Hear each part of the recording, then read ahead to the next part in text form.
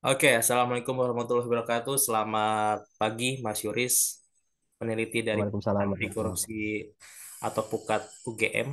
Pada pagi ini, Law Justice mewawancari Mas Yuris terkait eh, korupsi proyek BTS Kominfo Bakti. Nah, langsung masuk ke pertanyaan pertama dan sangat mendasar, Mas Yuris. Jadi, pertama kami ingin menanyakan bagaimana urgensi penerapan TPPU dalam kasus ini untuk mengungkap aliran dana masuk ke kas ke kas siapa-siapa saja. Bagaimana tanggapannya, Mas? Iya, terima kasih Mas Rohman. Memang dalam perkara ini ya, saya pikir eh, Kejaksaan Agung harus mengusut secara tuntas aliran uang hasil korupsi ini dan tentu itu sangat memungkinkan menggunakan Undang-Undang TPPU. Kenapa? Karena Undang-Undang TPPU selain punya paradigma soal eh, apa namanya menghukum kejahatan dari seorang pelaku gitu ya, tapi juga punya merupakan tools untuk merampas aset, mengembalikan aset kepada negara. Itu yang paling penting ya, karena mengingat dugaan kasus korupsi ini kan kerugian keuangan negaranya cukup besar begitu ya. Eh, itu kemudian jika kemudian kasus ini nanti ditindak secara hukum, diproses di peradilan, saya pikir akan lebih efektif lagi ketika TPPU juga dijalankan, sehingga kerugian-kerugian yang hilang dari negara tadi bisa kembali ke kas negara. Itu yang menjadi satu hal yang harus diprioritaskan juga oleh Kejaksaan Agung. Nah, terkait soal urgensi TPPU dalam mengungkap aliran dana ini masuk ke kantong-kantong siapa saja, kira-kira dari perspektif Pukat melalui Mas Yuris, siapa saja pihak yang patut dicurigai terlibat dalam korupsi ini? Entah itu dalam bidang entah itu dalam internal konsorsium, Kominfo dan sebagainya, atau memang di balik Ya, konsorsium itu. iya, iya Mas. Artinya dalam sebuah kasus korupsi ya, apalagi dengan kasus korupsi ini dengan nilai kerugian yang cukup besar, proyeknya juga proyek besar, saya sendiri menduga banyak pihak yang terlibat ya dalam kasus ini. Dan meskipun kejaksaan juga memang sudah memastikan beberapa pihak menjadi tersangka ya, mulai dari pejabat publik hingga kemudian juga swasta begitu ya, sudah ditetapkan sebagai tersangka oleh Kejaksaan Agung. Tapi memang dengan kasus yang besar ini, saya pikir banyak juga pihak yang akan terlibat dan itu harus diusut tuntas oleh kejaksaan. Nah, jika melihat tentu jika misalnya menilai siapa saja nanti yang akan terlibat itu tergantung bukti yang didalami oleh jaksa, yang diambil oleh jaksa, yang dimiliki oleh jaksa. Tapi kemudian jika melihat beberapa kasus korupsi model seperti ini, kasus-kasus terdahulu sangat sering kemudian kasus korupsi ini akan melibatkan beberapa level pejabat publik di kementerian terkait atau di badan terkait atau di satker terkait begitu ya. Dan kemudian juga akan memungkinkan untuk melibatkan pelaku di sektor swasta. Bahkan kalau melihat UU Tipikor ya, Mas Rahman ya, bahwa pelaku korupsi itu kan tidak hanya pelaku berupa perorangan, tapi juga bisa korporasi misalnya. Dan beberapa kasus korporasi yang sebagai pelaku korupsi gitu ya, itu sudah cukup sering dilakukan KPK kemudian ya biasanya yang kemudian sering menangani beberapa kasus korupsi yang memidanakan korporasi. Nah, tentu sangat mungkin juga kalau kemudian bukti yang dimiliki jaksa itu cukup mengarah ke situ. Atau kemudian juga bicara soal TPPU misalnya di Undang-Undang TPPU kita ketahui juga bahwa orang yang kemudian menerima dana dari hasil pencucian uang itu juga ada unsur pidananya. Dan di situ juga sekali lagi tidak hanya perorangan tapi juga korporasi sangat mungkin terlibat di situ dan sangat mungkin dijadikan eh, tersangka atas kasus korupsi maupun TPPU. Jadi ini adalah tantangan yang besar bagi Kejaksaan Agung karena kemudian sudah menemukan bahwa dugaan korupsinya bernilai sangat fantastis, saya pikir juga harus diusut seluruh pihak yang terlibat ya. Baik tadi saya sampaikan apakah itu kemudian bisa menyangkut ke perorangan atau juga bisa menyangkut ke korporasi misalnya.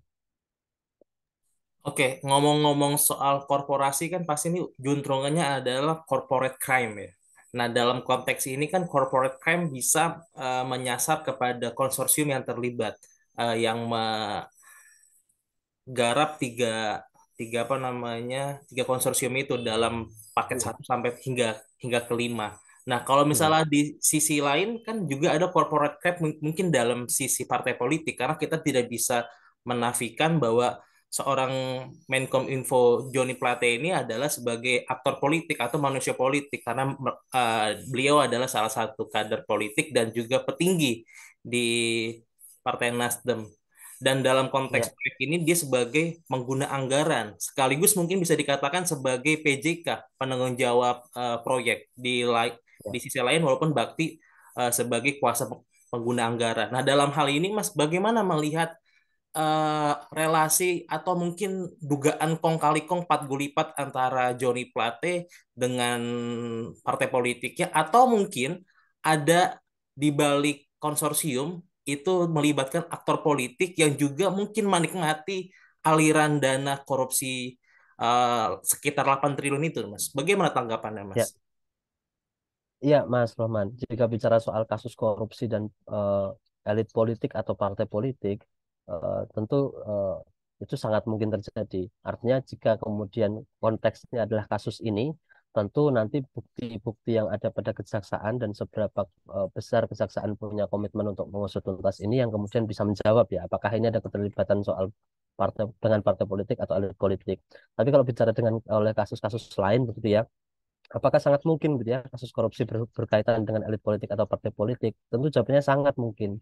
Karena kasus-kasus terdahulu ya, kasus-kasus korupsi yang pernah diproses oleh penegak hukum pun banyak kemudian yang juga melibatkan elit-elit politik, bahkan kemudian juga misalnya uangnya mengalir ke partai politik. Meskipun aliran uang ke partai politik itu tidak pernah langsung ke rekening partai politik ya, sangat tidak mungkin begitu hasil kasus apa namanya hasil korupsi dialirkan langsung menggunakan rekening partai itu sangat jarang kasus yang terjadi. Tapi itu kemudian melewati beberapa fase yang kemudian digunakan oleh apa baik elit-elit politik maupun partai politik melakukan kegiatan-kegiatan, program-program itu pernah terjadi di beberapa kasus. Jadi kalau bicara kemungkinan itu sangat mungkin terjadi.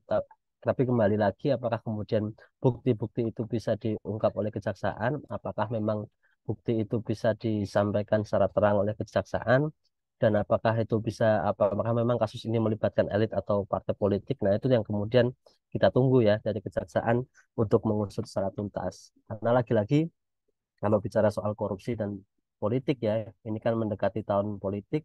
Saya pikir masyarakat juga sedang menyorot ya apa isu-isu yang berkaitan dengan elit politik maupun partai politik. Karena kemudian kalau kita tahu ya partai politik adalah kendaraan demokrasi masyarakat warga negara Indonesia. Dan ketika itu punya keterkaitan dengan kasus korupsi, saya pikir itu menjadi catatan juga bagi masyarakat ya. Bagaimana kemudian bisa menegakkan demokrasi kalau kemudian menjalankan organisasi dengan eh, apa sumber daya hasil dari korupsi misalnya. Nah itu, tapi tentu saja dalam konteks kasus ini kita harus melihat seberapa hasil yang dihasilkan oleh Kejaksaan Agung ya melalui bukti-buktinya dan kita akan lihat faktanya nanti apakah kemudian ini masuk ke aliran partai politik, elit politik atau kemudian hanya memang di pihak-pihak yang saat ini sudah jadi tersangka saja. Begitu, Mas. Oke, Mas ngomong-ngomong soal peranan Kejagung tadi kan Mas sempat singgung Heeh. bahwa untuk mengungkap aliran dana ini masuk ke kas-kas elit politik atau partai politik, mungkin Nasdem atau parpol lainnya. Ini agak Heeh. cukup menarik Mas, karena memang Kejagung ini kan sudah mencium aromanya dugaan korupsi itu sejak tahun lalu, sekitar 2022 ya, atau Ya, setahun setelah pembangunan BTS. Nah, hingga tahun 2023 eh, terenduslah Plate diduga menerima sejumlah aliran uang untuk heeh. operasional, entah itu operasional proyek atau operasional kepentingan pribadinya. Tapi yang cukup menarik ketika tanggal 15 Mei Pak Kutandi dan Pak Kapus Penkum Ketut Sumadena itu saya masih ingat dan kawan-kawan media pun sempat bertanya bagaimana status Plate dalam kasus proyek ini.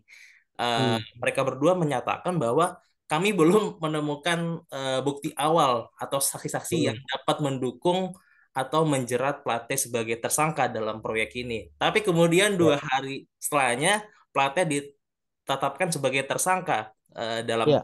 proyek ini setelah dilakukan pemeriksaan. Nah, melihat hal ini, apakah memang ada semacam permainan politik hukum, Mas? Karena kan mengingat Hmm. tadi Mas sebut ini menjelang tahun politik, lalu Ya, juga dugaan korupsi ke partai politik itu tidak bisa dikesampingkan karena memang sudah banyak fakta-fakta atau sejarah sebelum kasus Plate ini. Ditambah hmm. memang terkait soal tahun politik kan memang Nasdem saat ini menjadi salah satu eh, pendukung Anies Baswedan. Nah, kan mungkin ini Hmm. ada semacam pertarungan politik hukum yang terjadi antara elit partai politik dengan Kejagung sebagai apa ya penegak hukum karena mungkin dalam konteks ini Kejagung masih bersikap hati-hati atau memang bersikap sebaliknya dalam penetapan Hmm. tersangka kasus korupsi ini terkait soal Plate. Nah, bagaimana Ya, Mas Yuris melihat politik hukum yang terjadi hingga Plate itu menjadi tersangka pada kasus ini? iya. Yang jelas proses penegakan hukum tidak seharusnya punya kaitan dengan politik praktis ya. Itu yang harus kita garis bawahi bersama-sama. Itu prinsip utama yang kemudian terjadi di mana saja seharusnya. Kemudian, apakah kemudian hari ini itu dikait-kaitkan antara proses hukum dan politik praktis yang sedang berjalan? Nah, itu akan bisa kita lihat seberapa kuat komitmen Kejaksaan Agung untuk mengusut tuntas kasus ini menurut saya. Apakah kasus ini kemudian berhubungan dengan apa politik praktis atau murni proses penegakan hukum. Nah, kita akan tahu tentang bagaimana kemudian misalnya Kejaksaan Agung bisa mengusut pihak-pihak yang terlibat, bagaimana Kejaksaan Agung bisa serius berkomitmen untuk mengembalikan aset hasil dari korupsi ini, misalnya menggunakan TPPU dan sebagainya dan sebagainya. Nah, itu yang kemudian harus dilihat oleh masyarakat. Jangan sampai ya, tentu harapannya jangan sampai proses penegakan hukum ini diganggu oleh politik praktis. Itu yang menjadi concern oleh masyarakat tentu saja, karena sangat berbahaya apabila proses hukum digunakan untuk mengintervensi ya, diintervensi untuk kemudian kepentingan-kepentingan pemilu misalnya, digunakan untuk kepentingan-kepentingan elektabilitas misalnya. Nah, itu yang agak agak riskan. Nah, ke depan tentu saja ini harus dikawal secara terbuka oleh masyarakat. Kejaksaan Agung juga seharusnya bisa lebih eh, akuntabel ya untuk mengawal kasus ini, karena bagaimanapun eh, ini punya kaitan memang dengan peran politik, apa namanya, dipersepsikan memiliki kaitan dengan politik praktis. Tapi kalau kemudian eh, Kejaksaan Agung tidak melakukan itu, maka artinya Kejaksaan Agung harus lebih akuntabel dalam menyelesaikan kasus ini dan membuktikan gitu ya bahwa kasus ini memang kasus korupsi yang terjadi, kerugiannya memang besar gitu ya, fantastis, dan memang mengganggu proyek strategis nasional begitu ya, karena BTS ini kan juga proyek untuk pemerataan akses di daerah 3T yang seharusnya sangat vital begitu ya, tapi kemudian dikorupsi. Nah, itu kuncinya, Mas Roman. Artinya sekali lagi di kasus apapun tentu tidak boleh ada intervensi soal politik praktis kepada proses penegakan hukum. Itu kunci kunci utamanya. Oke, artinya memang Mm. Mas Yuris di Pukat UGM menganalisis atau mencermati memang ada semacam intervensi politik Mas dalam hal pengungkapan kasus Plate sebagai tersangka atau seperti apa? Nah, itu tergantung tergantung bagaimana nanti kejaksaan menangani ini menurut saya ya. Kalau kemudian kejaksaan menangani ini memang didasarkan pada bukti-bukti yang kuat, didasarkan pada apa namanya, proses hukum yang kemudian dilakukan secara serius. Artinya di situ menunjukkan komitmen pemberantasan korupsi dan penegakan hukum tindak pidana korupsi. Ya, saya pikir itu akan jauh dari sisi politik praktis. Tapi kalau kemudian penanganan kasus ini eh, terkesan misalnya ya tidak serius, kemudian komitmen untuk merampas aset negara juga tidak kuat, apalagi misalnya proses hukumnya berlarut-larut, tidak akuntabel kepada masyarakat. Nah, hal-hal seperti itu yang kemudian akan dikhawatirkan, bahwa oh ternyata memang kasus ini barangkali lebih dominan kepada soal politik praktis, bukan lagi soal proses penegakan hukum dan untuk memberantas korupsi. Itu kuncinya, Mas Rohman. Jadi kita akan lihat ke depan seberapa baik kinerja Jaksa Agung untuk menangani kasus ini, gitu. Kira-kira parameter apa saja Mas yang bisa mengindikasikan kasus ini syarat kepentingan politik yang yang di, yang, Ya, yang tengah diusut oleh Kejagung? Kira Kejagung apa saja indikasinya hingga memang bisa dikatakan ini sebagai kasus politik sebenarnya? ya.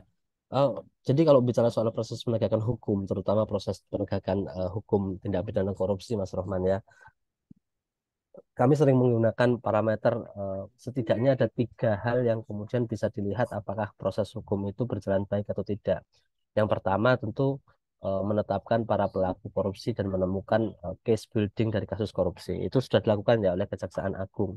Kemarin sudah menentukan beberapa tersangka, menetapkan tersangka, case buildingnya sudah disampaikan ke masyarakat dan sudah ditransparansikan bagaimana kasus ini terjadi. Tapi itu sebenarnya baru tahap pertama.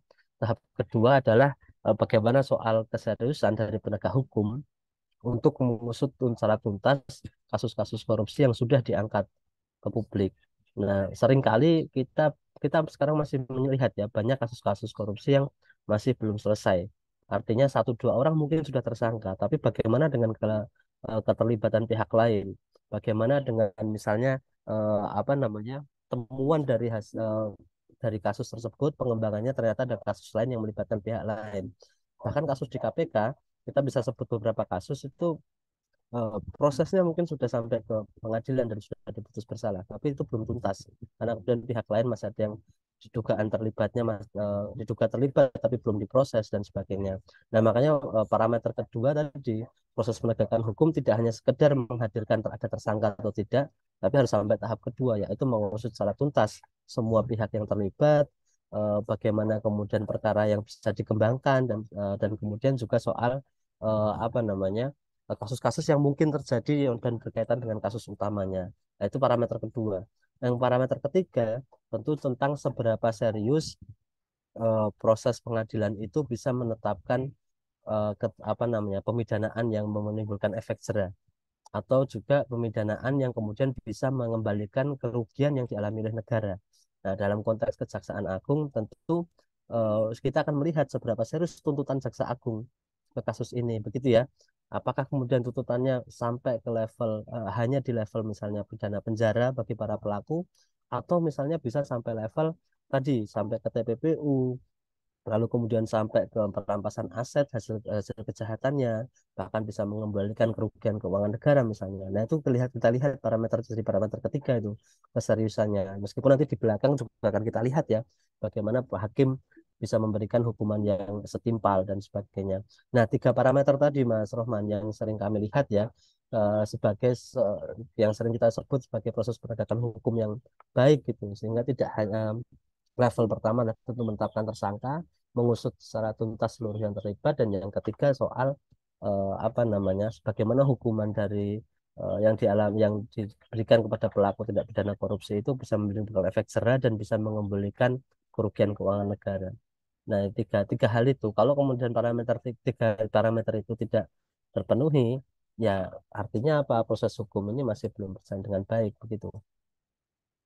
Nah, Mas, terkait soal proses penegakan hukum, memang kan konstruksi hukumnya kan berkata banyak modus atau celah-celah yang dimanfaatkan oleh para aktor-aktor politik ini yang sekarang sudah 7 tersangka terakhir Ya, ya, inisial langkah. inisial W ditangkap di Jogja. Nah, melihat hal ini, Mas, Ya. apakah penerapan pasal 2 Tipikor kepada Pak Plate sebagai Kominfo dan sebagai pengguna anggaran dan juga sebagai pengawas proyek itu apakah sudah tepat, Mas, dalam kasus ini? Iya, kalau pasal 2 itu kan pasal yang berkaitan dengan kerugian keuangan negara ya. Artinya karena melawan hukum, eh, kemudian ada proses melawan hukum dan kemudian di situ akhirnya ada kerugian keuangan negara. Nah, saya pikir kita lihat dulu nanti konstruksi hukumnya ya. Saya kemarin belum belum terlalu detail melihat bagaimana case building yang dibangun oleh kejaksaan, tapi yang jelas yang seringkali penegak hukum itu juga terlewat ya, Mas Rohman ya, bahwa perkara korupsi itu seringkali tidak hanya dilakukan satu jenis perkara korupsi atau satu jenis modus korupsi ya, misalnya merugikan keuangan negara, tapi juga sangat mungkin dalam satu kasus selain dia merugikan keuangan negara, dia juga misalnya menerima gratifikasi atau menerima suap misalnya. Nah, dan bagi penegak hukum sangat mungkin untuk mengkombinasikan modus-modus tadi menggunakan pasal-pasal yang tersedia dalam Undang-Undang Tipikor ya, yang kemudian itu akan sangat bisa untuk menambah hukuman bagi pelaku korupsi jika memang fakta hukumnya seperti itu. Nah, itu yang harus harus ditekankan sebenarnya ke penegak hukum. Misalnya kemudian di situ memenuhi unsur merugikan keuangan negara, artinya yang gunakan pasal 2, pasal 3, pasal 2 atau pasal 3. Tapi juga harus terbuka penegak hukum dalam hal ini kejaksaan jika memang terjadi kasus selain merugikan keuangan negara. Kemarin sempat disinggung oleh beberapa media ya, misalnya dibuka soal penerimaan dana, soal apa uang yang diterima oleh beberapa pihak, oleh tersangka yang terutama dia adalah pejabat publik misalnya ya. Jangan-jangan itu memenuhi unsur tuh soal suap menyuap, atau jangan-jangan memenuhi unsur soal gratifikasi. Jika itu jika ada unsur-unsur itu ya saya pikir harus dibuka juga, bahwa memungkinkan bagi penegak hukum menggunakan pasal-pasal suap atau pasal-pasal gratifikasi, sehingga nanti pidananya pun bisa lebih besar begitu ya dibandingkan hanya menggunakan unsur merugikan keuangan negara. Mas, kira-kira yang tadi Mas sebutkan itu kan memang eh, banyak dugaan entah itu gratifikasi atau suap terkait proyek ini. Tapi kenapa baru hanya pasal 2 yang Hmm. ditetapkan oleh Kejagung dalam konteks ini, Mas? Apakah memang bukti-bukti atau Ya, saksi-saksi itu masih masih masih mentah sehingga memang belum bisa menjerat Plate secara hukum, secara apa namanya, secara tuntas, atau memang ada politik hukum lagi yang dimainkan oleh Kejagung? iya, itu ini nanti harus ini juga ya dikonfirmasi juga ya ke kejaksaan ya, Kejagung. Eh, tapi jika kemudian Kejagung mempunyai bukti-bukti yang cukup, fakta-fakta hukum yang terlihat, ya saya pikir tidak ada alasan untuk tidak menggunakan pasal suap untuk gratifikasi misalnya ya. Jika memang ada keterlibatan penerimaan sejumlah uang misalnya, yang terbukti diterima oleh pejabat publik ya, dalam hal ini entah itu Menkominfo ataupun Direktur Bakti dan sebagainya, sehingga apa, sehingga uang-uang suap tadi itu juga bisa kemudian dikembalikan eh, kepada negara sebetulnya nanti dalam proses tuntutan, yaitu dengan menggunakan apa namanya, pidana tambahan berupa pidana uang pengganti. Nah, itu kan model-model seperti itu menjadi strategi yang harusnya bisa dimainkan ya oleh Kejaksaan Agung untuk memperkuat proses penegakan hukum di kasus ini. Nah, tapi apakah kemudian kenapa sekarang hanya menggunakan pasal 2 dan sebagainya? Ya, saya pikir itu nanti perlu dikonfirmasi ke Kejaksaan. Apakah memang belum ada bukti yang cukup mengarah ke sana, atau memang fakta hukumnya tidak ada yang mengarah ke sana? Kalau kalau memang bukti belum cukup, ya tentu ini berarti harus diproses terlebih dahulu, harus digali lagi, sampai kemudian menemukan titik apakah memang tidak ada bukti mengarah ke sana. Kalau misalnya memang ada bukti, misalnya ditemukan bukti, ya saya pikir harus dicoba menggunakan juga pasal suap dan gratifikasi. Begitu. Nah, ini terakhir, Mas, Nun Sewu. Hmm. Jadi balik lagi terkait soal politik hukum. Ini kan menjelang tahun politik seperti Mas Yoris bilang, mungkin ada dugaan-dugaan aliran dana itu masuk ke kas-kas partai politik atau elit partai politik untuk Hmm. mengarungi hajat politik tahun depan sebagai kendaraan demokrasi. Nah, melihat hal ini, Mas, pasti kan Pukat UGM pada tahun-tahun sebelumnya, mungkin di tahun-tahun jelang tahun politik juga mencermati bagaimana kas-kas aliran dana politik ini masuk menjelang tahun-tahun panas gitu kan. Nah, dalam Hmm. konteks ini bagaimana melihatnya, Mas? Apakah memang syarat dugaan dan patut dicurigai memang adanya pat gulipat atau kong kali kong dalam 8 triliun itu hingga masuk ke kas-kas elit partai politik, misalnya koalisi partai pendukung, karena kan Nasdem saat ini walaupun Hmm. statusnya berseberangan dengan koalisi partai pendukung, tapi sejatinya secara entitas masih bergabung kepada koalisi pemerintahan. Nah, bagaimana Mas ngelihat relasi antara kasusnya Plate dengan aliran dana menjelang tahun politik yang diduga Ya, dari dari hasil bancakan? iya, iya Mas. Kita mengamati ya beberapa fenomena eh, dalam konteks menjelang pemilu, baik itu misalnya pemilu presiden dan legislatif, maupun misalnya bahkan pilkada di daerah-daerah misalnya. Eh, Beberapa fenomena yang terjadi adalah misalnya program-program itu yang bersifat misalnya seperti bantuan sosial itu biasanya semakin tinggi, atau kemudian program-program yang sifatnya hibah itu biasanya semakin tinggi juga. Termasuk juga kami mengamati misalnya beberapa kasus korupsi yang terjadi menjelang tahun pemilu begitu ya. Itu beberapa memang terbukti di pengadilan misalnya masuk, eh, mengalir ke kepentingan partai politik. saya tidak menyebut langsung ke partai politik sebetulnya, karena sangat jarang uang hasil korupsi itu masuk melalui rekening partai politik, itu sangat jarang. Yang terjadi adalah uang itu dialirkan oleh beberapa orang, beberapa elit politik yang sebetulnya kemudian itu digunakan untuk kepentingan partai politik. Itu yang sering terjadi. Nah, apakah kemudian dalam konteks ini apa namanya itu terjadi juga? Nah, itu yang kemudian kita harus awasi bersama-sama. Publik kemudian publik pasti akan awas begitu ya. Publik pun pasti sudah paham ketika menjelang tahun politik dinamika-dinamika terhadap apa pengumpulan anggaran untuk kampanye, anggaran untuk pemilu itu sudah mulai dipanaskan oleh teman-teman di partai politik. Publik sudah menilai itu dan saya pikir ketika itu menjelang tahun politik ini banyak kasus-kasus, beberapa kasus ya misalnya terjadi ya, publik akan selalu menduga bahwa jangan-jangan itu ada aliran untuk pemilu dan sebagainya dan sebagainya. Nah, itu sudah naluriah sebetulnya Mas Rohman ya. Kecurigaan itu ya karena memang selalu berulang. Mau itu 2008 2000 apa namanya 9, 2015, 2014, 2019 dan tadi saya ceritakan pilkada-pilkada di daerah pun juga punya kecenderungan yang seperti itu. Jadi yang menjadi tanggung jawab besar tentu akhirnya jadi penegak hukum ya untuk membuka seterang-terangnya sehingga bisa menjawab kecurigaan masyarakat tadi, kecurigaan publik tadi terhadap aliran itu. Nah, saya pikir sekali lagi tadi ya karena ini kecenderungan ini sudah sering terjadi begitu dan masyarakat juga sudah mulai awas ya terhadap partai politik, tentu ini harus menjadi warning bagi partai politik sendiri untuk lebih berhati-hati dan lebih bersih dalam mengelola keuangan. Itu yang paling penting juga. Jangan sampai yang tadi saya sampaikan ya, jangan sampai elit-elit politik di partai politik itu menyelundupkan hasil korupsi atau hasil kejahatan untuk kepentingan parpol. Itu yang paling bahaya. Karena bagaimanapun ya prinsip utamanya itu kan tidak boleh ada seorang pun yang bisa menikmati hasil dari korupsi atau hasil dari kejahatan. Nah, kalau kemudian hasil kejahatan itu masih dimanfaatkan untuk kepentingan parpol, maka itu bukan sesuatu yang bijak tentu saja.